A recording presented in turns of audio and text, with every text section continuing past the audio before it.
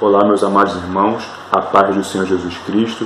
Aqui quem fala é o Diácono Levi, sou membro da Assembleia de Deus da Pavuna, somos congregação do Ministério de Madureira, somos dirigidos pelo pastor Carlos Lolli e presididos pelo bispo Abner Ferreira. Eu estou aqui para lecionar a lição de número 5 da revista Betel Dominical do segundo trimestre do ano de 2020. A lição de número 5 tem por título Celebrando a Segurança do Povo de Deus.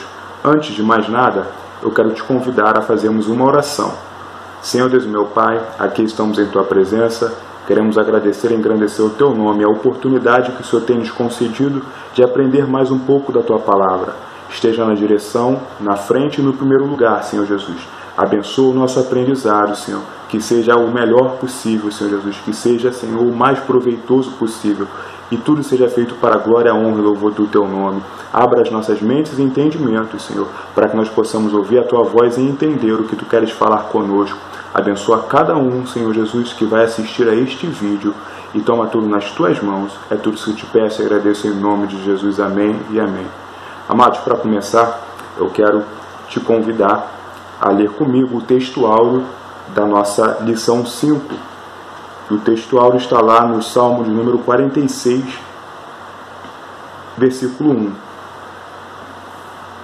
Abra sua Bíblia aí e leia comigo. Diz assim: Deus é o nosso refúgio e fortaleza, socorro bem presente na angústia.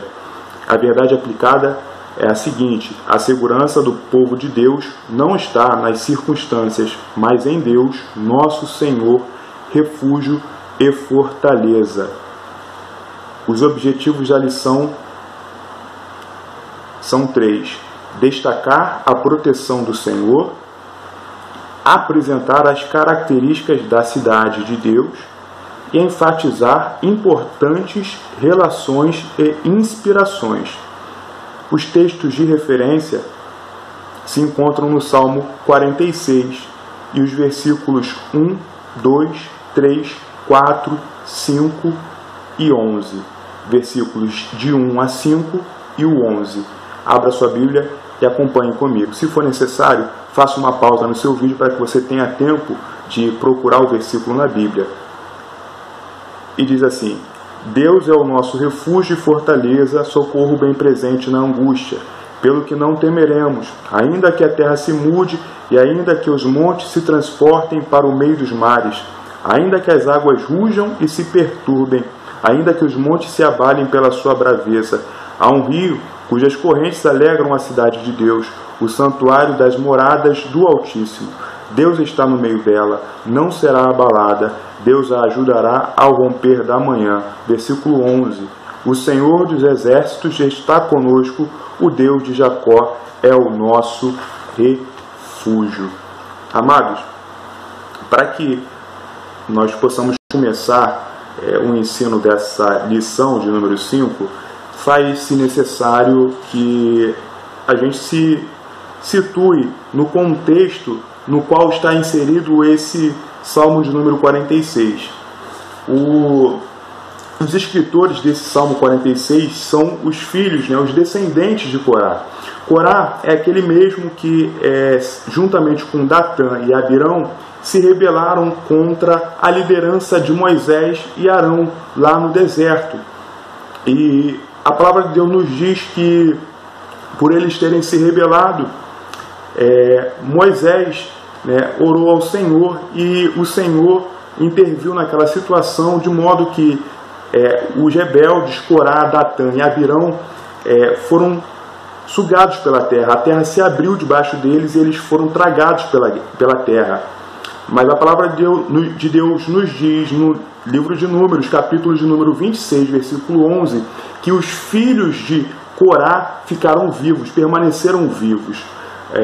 Nós podemos ver que quando a palavra fala descendente, ou melhor, filhos de Corá, eles querem dizer também descendentes, porque não é possível que os filhos de Corá tenham sobrevivido desde a época de Moisés até a época de Davi. São muitas gerações que se decorrem de Moisés até Davi. Então, quando está escrito filhos de Corá, né, na epígrafe do Salmo 46, eles querem dizer descendentes de Corá.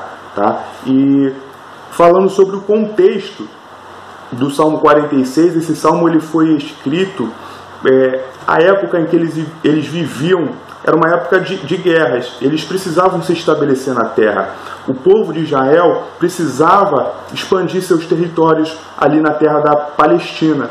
Então era muito comum eles viverem em guerra, eles guerrearem com os povos ao seu redor.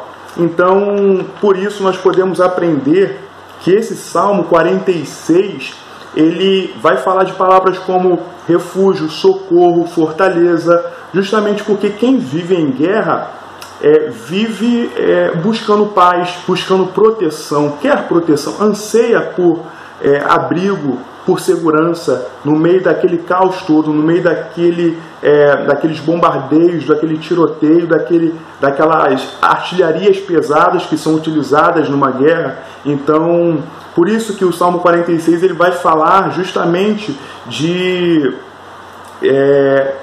socorro, fortaleza, segurança, porque eles viviam em guerras, eles ansiavam por estar em um lugar seguro, em um lugar de paz, em um lugar em que eles pudessem estar abrigados, longe daquela situação toda terrível que eles viviam. Além disso, é importante nós ressaltarmos que nos dias de hoje nós temos muitas guerras em andamento no mundo, como por exemplo algumas guerras no Oriente Médio, guerra da Síria, a guerra do Iêmen, que ficam ali no Oriente Médio, próximos ao território de Israel, à nação de Israel, e também existem guerras na África, guerras tribais entre algumas etnias ali na África, e isso tudo faz com que existam muitas pessoas desejando sair desses locais, dessas zonas de guerra, e buscarem abrigo, buscarem refúgio em outra nação. Então nós podemos, amados, perceber que quando se trata de guerra, as pessoas, é natural nós queremos buscar um lugar seguro, buscar refúgio, fortaleza e socorro. Esse é o motivo porque o Salmo 46 trata dessas coisas. Então, dando continuidade, eu quero convidar a que vocês abram também a Bíblia de vocês no livro de Amós, capítulo de número 1, versículo 1. Por quê? Porque, além de guerras, o Salmo 46 fala também dos seguintes termos: terra se mude, montes se transportem para o meio do mar e os montes se abalem. Por que eles usam esses três termos? Justamente porque também existiam desastres naturais. E esses três termos que acabamos de ler aqui são termos que se referem a terremoto, a desastre natural causado pelo terremoto. E aí eu convido a você que abra a sua Bíblia no livro de Amós, capítulo de número 1, versículo 1, porque era comum, amados, haver terremoto também naquela época. Existia terremotos sim nos tempos bíblicos, e vamos ver aí, e está escrito lá em Amós 1:1, as palavras de Amós que estava entre os pastores de Tecoa, o que ele viu a respeito de Israel nos dias de Uzias, rei de Judá, e nos dias de Jeroboão, filho de Joás, rei de Israel, 2 anos antes do terremoto. Então, amados, nós podemos ver que era comum terremotos também naquela época. Existiam sim terremotos nos tempos bíblicos. Por isso, os termos, ainda que a terra se mude, os montes se transportem para o meio dos mares, ainda que os montes se abalem, tá? Justamente fazendo referência a tremores de terra. Dando continuidade, vamos para o tópico de número 1.1. O tópico de número 1.1 diz o seguinte: Deus é o nosso refúgio. Bom, quais são as funções do refúgio? Quais são as características do refúgio? Amados, refúgio fala de lugar que nós procuramos para fugir de uma situação ruim, desagradável, desconfortável que estamos passando. Às vezes estamos cansados, saturados dessa situação que nos sufoca e a gente busca um refúgio, um lugar onde a gente possa esquecer, onde a gente possa descansar de tudo isso. E o refúgio justamente tem essa função, nos abrigar, nos acolher quando nós estamos cansados, quando nós estamos saturados da situação desconfortável, ruim que estamos passando. Então, eu peço que você abra a sua Bíblia no livro de Isaías, capítulo de número 25, versículo 4. Diz assim a palavra do Senhor: porque foste a fortaleza do pobre e a fortaleza do necessitado na sua angústia, refúgio contra a tempestade e sombra contra o calor, porque o sopro dos opressores é como a tempestade contra o muro. Nós vemos aqui a palavra refúgio e associada à palavra tempestade. Amados, justamente problemas, desastres naturais, ação da natureza, fazem com que a gente busque refúgio. Se a gente está a céu aberto, num lugar muito quente, o sol está escaldante, a gente quer buscar um refúgio. Se estamos, mais uma vez, a céu aberto, no meio de uma tempestade, nós buscamos um refúgio, um lugar para nos acolher no meio daquela tempestade, até que aquela tempestade passe. E no caso do sol escaldante, até que aquele sol vá embora, até que a noite chegue e a gente possa sair novamente. Então o refúgio fala disso, um lugar onde podemos chegar e encontraremos abrigo para situações ruins, desconfortáveis, onde nós queremos descansar. E o tópico 1.2 fala: Deus é a nossa fortaleza. E aí eu te convido a fazer uma reflexão também. Quais seriam as funções, as características da fortaleza? A fortaleza, meu amado, ela é para justamente ataques do inimigo, ataques de um adversário que está a nos perseguir. E nós vemos que a fortaleza, ela tem que ser preparada, ela tem que estar pronta para receber esses ataques, seja de qualquer armamento, ou qualquer tipo de investida do inimigo contra nós. Quando nós buscamos uma fortaleza, é para justamente isso, nós suportarmos os ataques, nós suportarmos as investidas e as armas que o inimigo usa contra nós. Então, reparem que fortaleza e refúgio são lugares que nós buscamos, que nós vamos ao encontro. Mas repare que no tópico 1.3 fala sobre socorro bem presente na angústia. E aí eu destaco a palavra socorro, meus amados. Por quê? Socorro, quais são as características e funções do socorro? O socorro, ele vem até nós. É bem verdade que nós podemos buscar socorro, ir até o socorro, mas a essência, o significado do socorro é justamente isso, o socorro vir até nós. E aí eu lembro o Salmo de número 121, versículos 1 e 2, que diz: eleva os meus olhos para os montes, de onde me virá o socorro? O meu socorro vem do Senhor, que fez o céu e a terra. Então, nós podemos aí destacar e entender que a função do socorro é justamente isso, vir até nós. Enquanto o refúgio e a fortaleza nós buscamos, nós vamos ao encontro deles, o socorro vem até nós. E isso fala de momentos em que estamos fracos, em que estamos sem forças para buscar auxílio, proteção.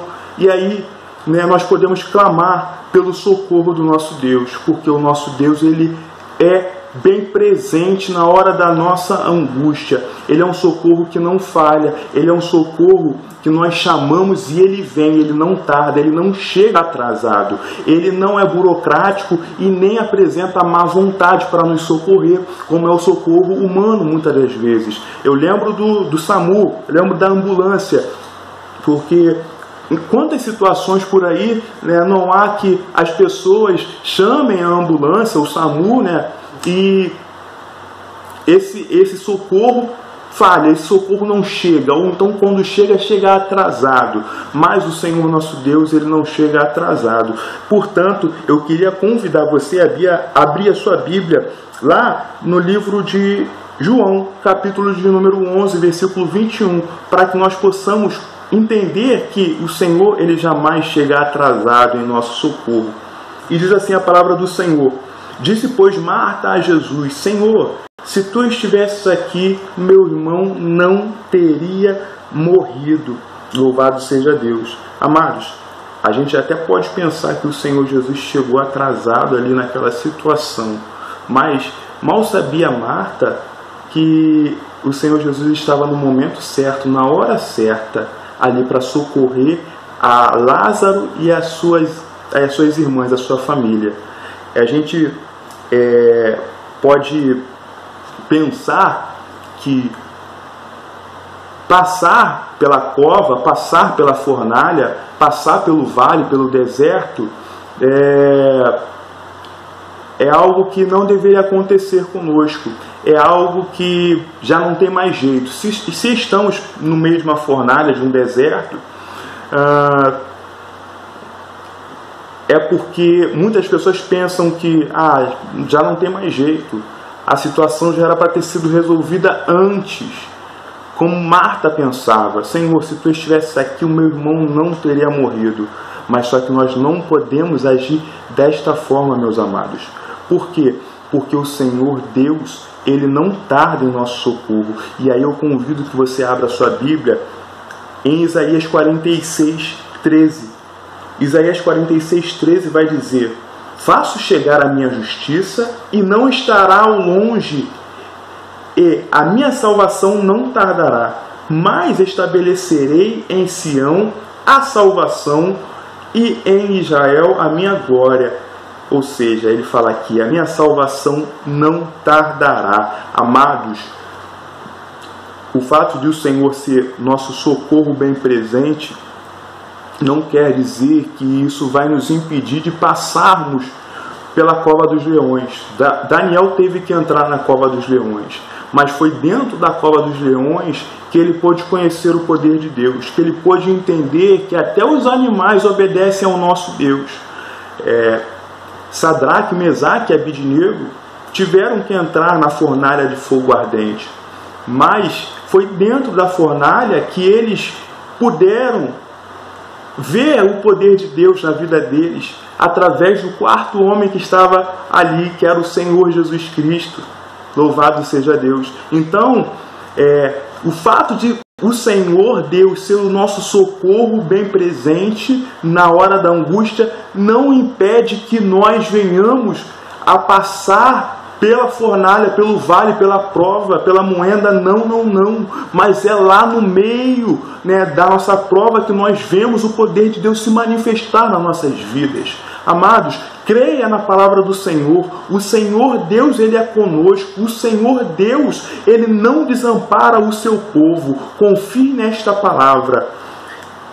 E eu quero também lembrar que quando Jesus ele andou ali no mar, sobre as águas, no mar da Galileia, quando aquela ventania surgiu no mar e começou a açoitar o barco onde estavam os discípulos, eu lembro que quando eles veem Jesus andar pelas águas, eles se atemorizam e acham que é um fantasma.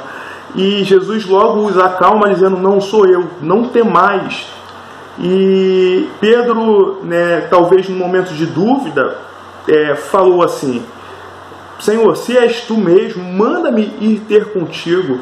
Perceba que quando Pedro fala isso, o Senhor o chama para ir ter com ele, e Pedro sai do barco. Mas é interessante que Jesus ele não fala assim: calma, Pedro, me dá um minuto que eu vou acalmar esse vendaval e assim você pode vir ao meu encontro. Não. De maneira nenhuma. O Senhor Jesus ele chama Pedro e o vendaval continua acontecendo. Pedro ele tem que descer do barco, ele tem que ir até Jesus no meio daquele vendaval, para que nós possamos entender que o nosso foco tem que ser Cristo, não pode ser o que está acontecendo ao nosso redor. Então, confie nesta palavra, meu irmão, minha irmã, não desanime, não desista. Se você está no meio do vale, no meio dessa fornalha, se você está na cova dos leões, ou então no meio desse deserto, é para que você, aleluia, veja a glória de Deus na tua vida. Confie na palavra do Senhor. O Senhor é o nosso refúgio e fortaleza, socorro bem presente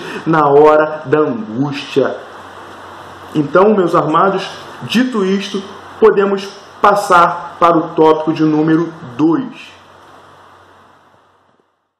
Entrando no tópico 2, nós temos o tópico 2.1, subtópico 2.1, que tem por título: a confiança prevalece em meio ao caos.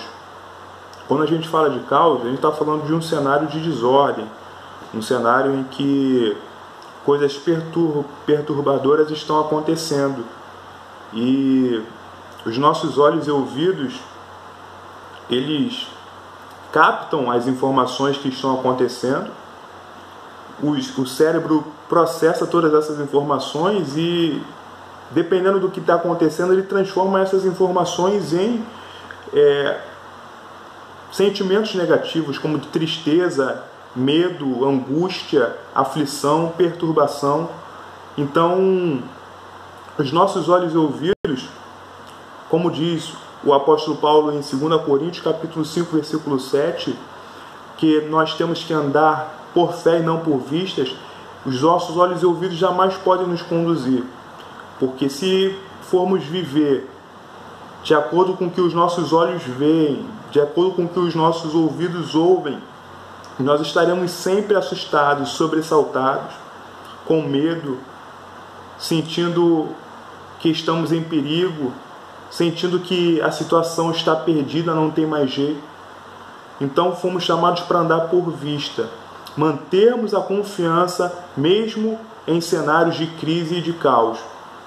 Esse cenário que estamos passando atualmente é um cenário perturbador. Para muitos é um cenário de incerteza, falta de perspectiva. Mas nós somos servos do Senhor. E repito, chamados para andar pela fé, pelos olhos espirituais.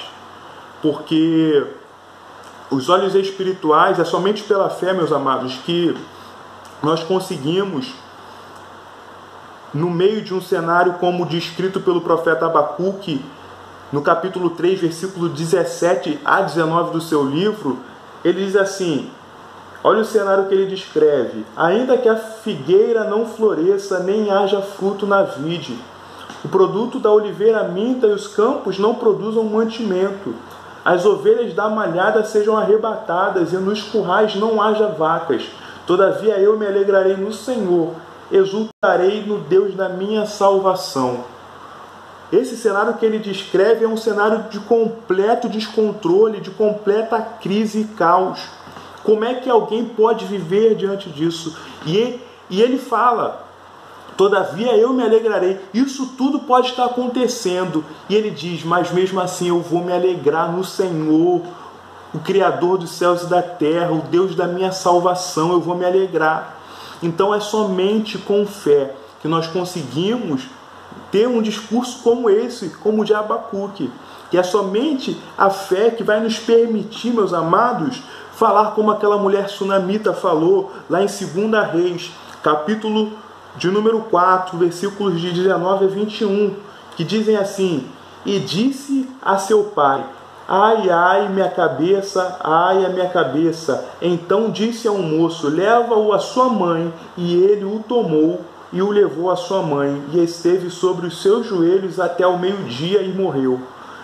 E subiu ela e o deitou sobre a cama do homem de Deus, e fechou sobre ele a porta e saiu. Portanto, o versículo 25, portanto partiu ela, pois, e veio ao homem de Deus, ao Monte Carmelo. E sucedeu o quê? Vendo-a o homem de Deus de longe, disse a Geazi, seu moço, eis aí a sunamita. Agora, pois, corre-lhe ao encontro e diz-lhe, vai bem contigo? Vai bem com teu marido? Vai bem com teu filho? E ela disse, vai bem. O filho dela já estava morto. O filho que Deus havia prometido a ela estava morto. Aparentemente a esperança dela já não existia mais. Aparentemente já não havia mais o que fazer. Mas mesmo assim, diante de uma promessa que Deus havia feito a ela, uma promessa que aparentemente estava morta, ela manteve a sua fé e disse: vai tudo bem. Quando perguntada se o filho dela estava bem, se estava tudo bem com o filho dela, ela responde: sim, vai tudo bem. Louvado seja Deus. Então nós precisamos aprender com esses exemplos da Bíblia, porque somente a fé nos permite adentrar a dimensão do sobrenatural, adentrar uma dimensão, meu irmão, minha irmã, que vai nos fazer manter a alegria e a confiança, que muitos vão olhar e vão falar assim: como é que pode? Isso tudo está acontecendo com ele e mesmo assim ele está louvando ao Senhor. E mesmo assim ele continua indo para a igreja, mesmo assim ele continua mantendo um sorriso no rosto dele. Como é que pode? Mas isso eu digo, é a paz que excede todo entendimento. Somente com fé nós conseguimos obter essa paz, a paz que excede todo entendimento, meu irmão e minha irmã. Por isso receba aí, louvado seja Deus, essa paz. Mas essa paz é para aqueles que têm fé. Então tenhamos fé, andemos pela fé e não por vistas, porque os nossos olhos enganam diante do que nós vemos, diante do que nós ouvimos. Louvado seja Deus. Nossos olhos e ouvidos tendem muitas das vezes realmente a pregar-nos peças, para justamente fazer, abalar a nossa fé. Mas mantenhamos firme a nossa convicção de que Deus é nosso refúgio, é a nossa fortaleza, socorro bem presente na angústia. Louvado seja Deus. E eu me lembro também do profeta Eliseu, que cercado pelo exército do rei da Síria, ele e seu moço Geazi estavam cercados, e ele consegue, pela fé, ver carros e carruagens de fogo cercando ele. E essa passagem está lá em 2 Reis, capítulo de número 6, versículo 15 a 17. Diz assim: e o moço do homem de Deus se levantou muito cedo e saiu. E eis que um exército tinha cercado a cidade com cavalos e carros. Então o seu moço lhe disse: ai, meu senhor, que faremos? E ele disse: não temas, porque mais são os que estão conosco do que os que estão com eles. E orou Eliseu e disse: Senhor, peço-te que lhe abra os olhos para que veja. E o Senhor abriu os olhos do moço e viu, e eis que o monte estava cheio de cavalos e carros de fogo em redor de Eliseu. Meus irmãos e minhas irmãs, é só a fé que nos permite viver isso. É só a fé que nos permite ver que nós não estamos sós. Ver que o Senhor está no controle da situação. O mundo pode ter perdido o controle. O mundo pode não saber o que fazer, não saber para onde ir. Mas nós somos servos do Senhor, sabemos o que fazer. Sabemos que temos um Deus maior do que tudo que pode acontecer ao nosso redor. Maior do que os montes que se abalam. Maior do que o mar que se revolta com as suas ondas gigantescas. Esse é o nosso Deus, maior do que todos os nossos problemas e situações. Ele está velando pela nossa segurança. Ele está nos guardando em meio a tudo isso. Basta que nós abramos nossos olhos espirituais e enxerguemos Deus cuidar de nós. Deus trazer para nós o seu socorro, o seu amparo, a sua proteção. Então confie nesta palavra. E dando prosseguimento, vamos para o tópico 2.2, que tem por título A Cidade de Deus. É interessante destacar, meus irmãos, que a cidade de Deus tem características que são descritas no Salmo de número 46. E são elas: um rio que alegra a cidade, ou seja, um rio que traz alegria. Outra característica é Deus está no meio dela. Uma outra característica da cidade de Deus é não será abalada e a outra que eu destaquei aqui é Deus a ajudará. Então essas 4 características, um rio que traz alegria, Deus está no meio dela, não será abalada e Deus a ajudará, são características para que nós tenhamos e mantenhamos a confiança nele, a confiança de que ele está no controle e tudo já deu certo em nome do Senhor Jesus Cristo. Vejamos que um rio que traz alegria, esse rio ele se opõe ao mar revolto que foi descrito no versículo de número 3.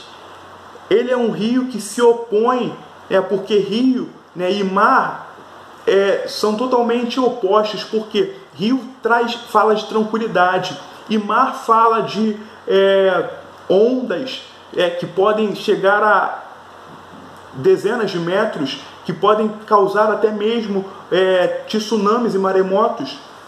Então, rio e mar se opõem, porque rio fala de tranquilidade, de serenidade, enquanto o mar pode se constituir num mar revolto. Vemos também que Deus está no meio dela. Isso vem falar de segurança para nós. Se Deus está no meio da sua cidade, nós somos cidadãos dessa cidade celeste, Deus ele está conosco. Deus está com o seu povo, trazendo para nós segurança. Uma outra característica é não será abalada. Isso fala de firmeza. Pode bater o terremoto que for, o tremor que for, mas é como diz o Salmo de número 125. Os que confiam no Senhor são como um monte de Sião, que não se abala, mas permanece para sempre. Louvado seja Deus.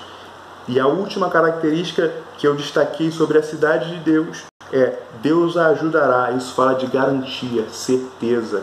Se estamos em aflição, angústia, aperto, perigo, o Senhor, ele vem em nosso socorro. Nós podemos então ir a ele, buscar refúgio, buscar fortaleza e encontraremos. Louvado seja Deus. Então, meus amados irmãos, essas são as características da cidade de Deus que eu destaquei aqui.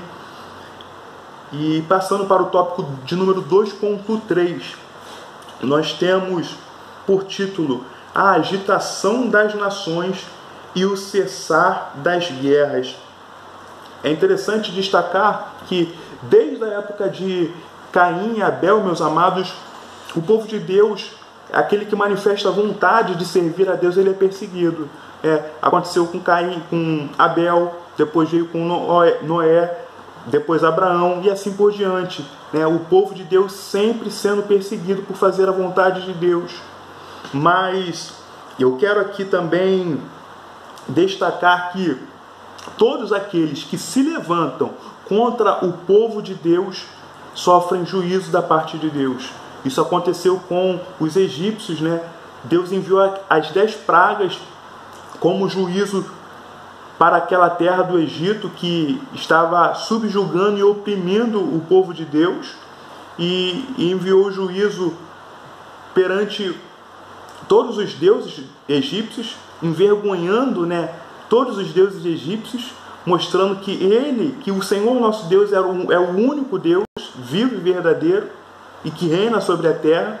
Enfim, nós podemos ver ao longo de toda a Bíblia que o Senhor ele traz juízo sobre todos aqueles povos, sobre todas aquelas sociedades e pessoas que oprimem, perseguem o povo de Deus.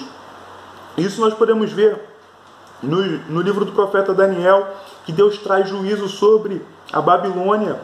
Deus traz juízo também nos profetas menores, como Obadias, Naum, e também Sofonias. Deus traz juízo sobre o povo de Edom, o povo moabita, o povo amonita, que são povos que perseguiam muito o povo de Deus. Ele trouxe juízo sobre todos eles.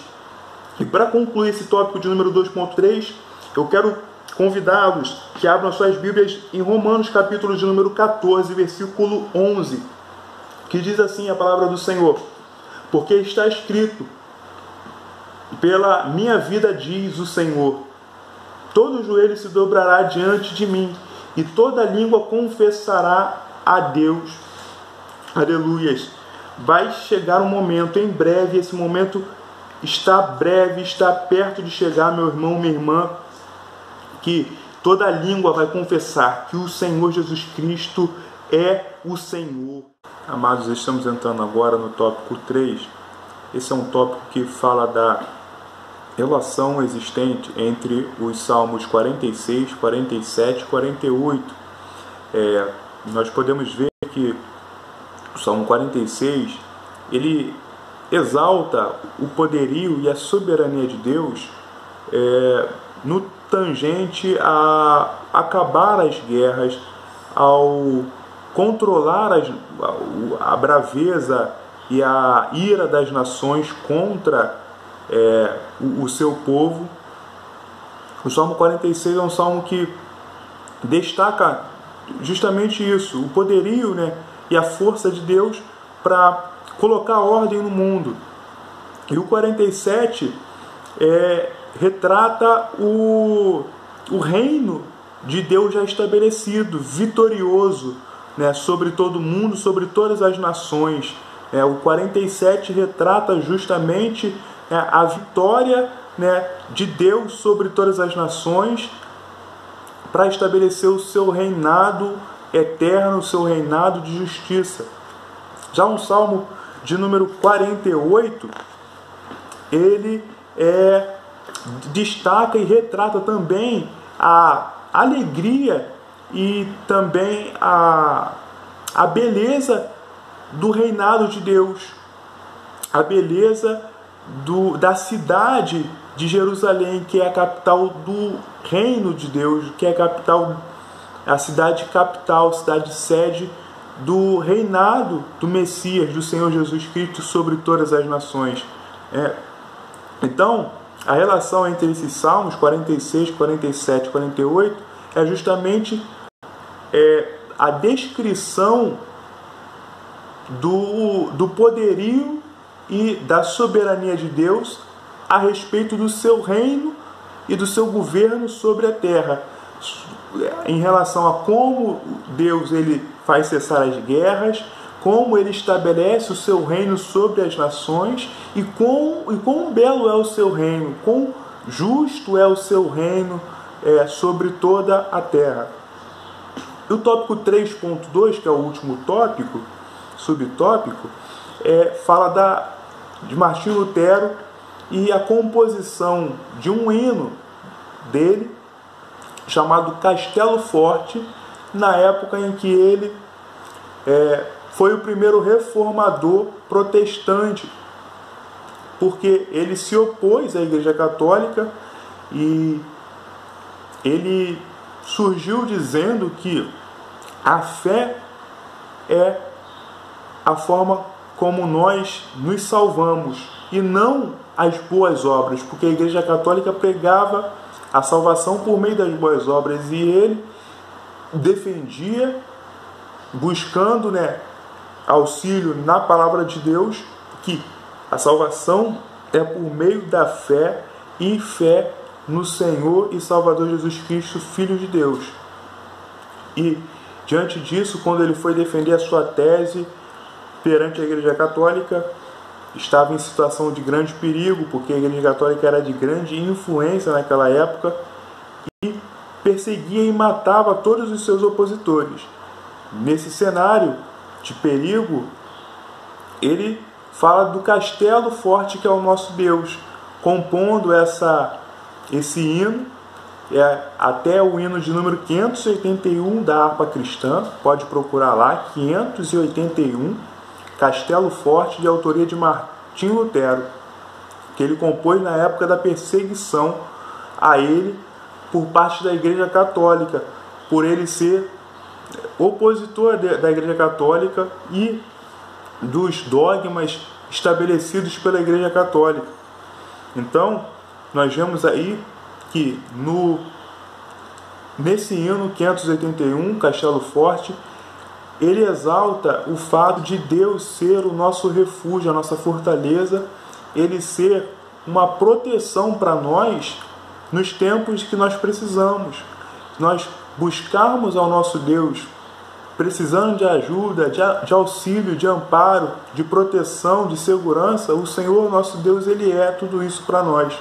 Então, Castelo forte exalta esse lado do nosso Deus, o lado protetor, o lado, né, de segurança, né, de amparo e auxílio no momento de angústia, no momento de aperto, no momento de aflição. E para encerrar, eu queria ler a conclusão, que diz assim: aprendemos na presente lição que, por mais que as circunstâncias sejam contrárias, o povo de Deus permanece confiante e esperançoso, pois o Senhor Deus está conosco e é nosso refúgio, fortaleza e auxílio. Por isso, sabemos que no final a vitória é de Deus e seu povo. Amados, desejo que Deus abençoe a todos, que o Senhor Jesus continue a guardar a cada um de nós e colocar desejo nos nossos corações de buscarmos a face dele todos os dias, sem cessar, meditando na palavra dele de dia e de noite e mantendo a nossa fé e confiança nele. Esse é o meu desejo, e que Deus abençoe a todos. Fiquem na paz do Senhor Jesus. Agradeço a minha oportunidade.